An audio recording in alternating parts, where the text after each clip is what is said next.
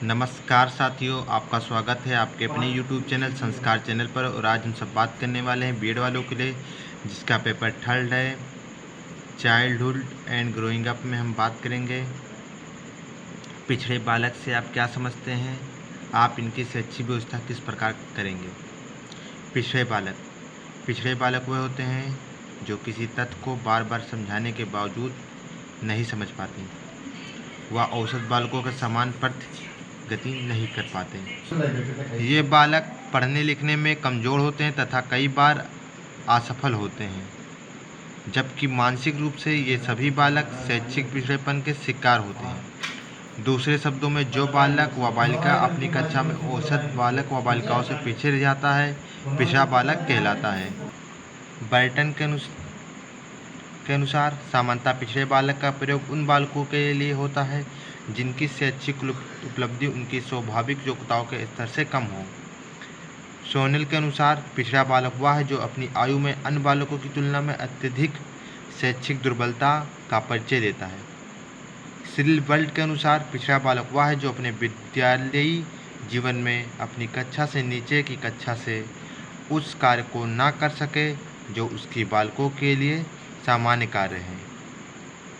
हिजी मैस्ट्री कार्यालय के प्रकाशन द्वारा पिछड़े बालक की शिक्षा के लिए के संदर्भ में कहा गया है, पिछड़े बालक वह हैं जो उस गति से आगे बढ़ने में असमर्थ होते हैं जिस गति से उनकी आयु के अधिकांश साथी आगे बढ़ जाते रहे हैं।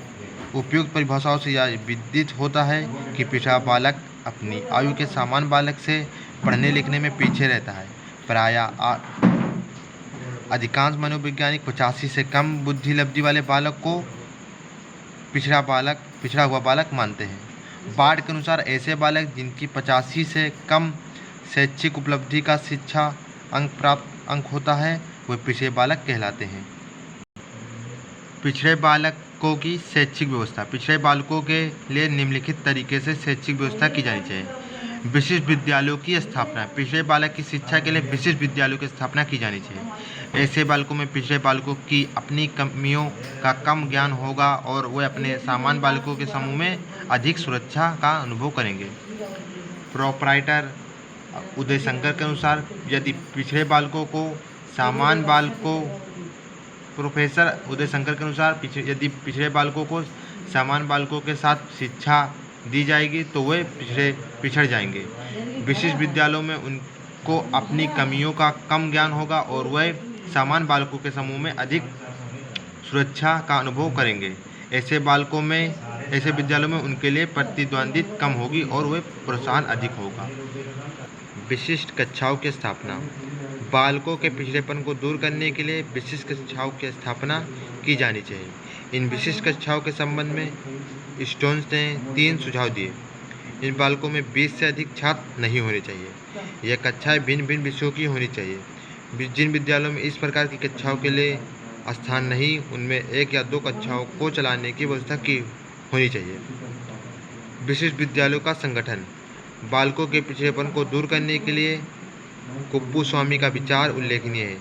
पिछड़े बालकों के लिए विशिष्ट बालकों का संगठन इस प्रकार किया जाना चाहिए कि जिससे वे उनमें विभिन्न प्रकार की अधिकतया छात्र क्रियाएं बालकों के पर्याप्त स्वतंत्रता और प्रत्येक बालक की प्रगति का पूर्ण अभिलेख हो सके। उपचार। शारीरिक दोषों और रोगों का उपचार करना चाहिए। यदि ऐसे बालकों को कम सुनाई दे या दिखाई दे तो उसे आगे बैठाना चाहिए। आर्थिक सहायता। निर्धन परिवार के बच्चों को निःशुल्क तथा छात्रवृत्ति देने की व्यवस्था होनी चाहिए, जिससे कि उनकी शैक्षिक विकास में कोई आर्थिक बाधा न उत्पन्न हो सके। विशेष पाठ्यक्रम। ऐसे बालकों के लिए विशेष पाठ्यक्रम की व्यवस्था होनी चाहिए। इनका पाठ्यक्रम अधिक से अधिक लचीला और सामान्य बालकों के पाठ्यक्रम से कम बोझिल एवं विस्तृत होना चाहिए। उनके पाठ्यक्रम अधिक से अधिक रुचिवर जीवन के लिए उपयोगी, जीवन से संबंधित तथा व्यवहारिक उद्देश्य की पूर्ति करने वाला होना चाहिए। अच्छे शिक्षक की नियुक्ति। पिछड़े बालपन को दूर करने के लिए कुशल अध्यापकों की नियुक्ति की जानी चाहिए। बार्ट के अनुसार पिछड़े बालकों का अच्छा शिक्षक साहित्य रुचियों वाला मनुष्य होने के बजाय व्यवहारिक मनुष्य होना होता है।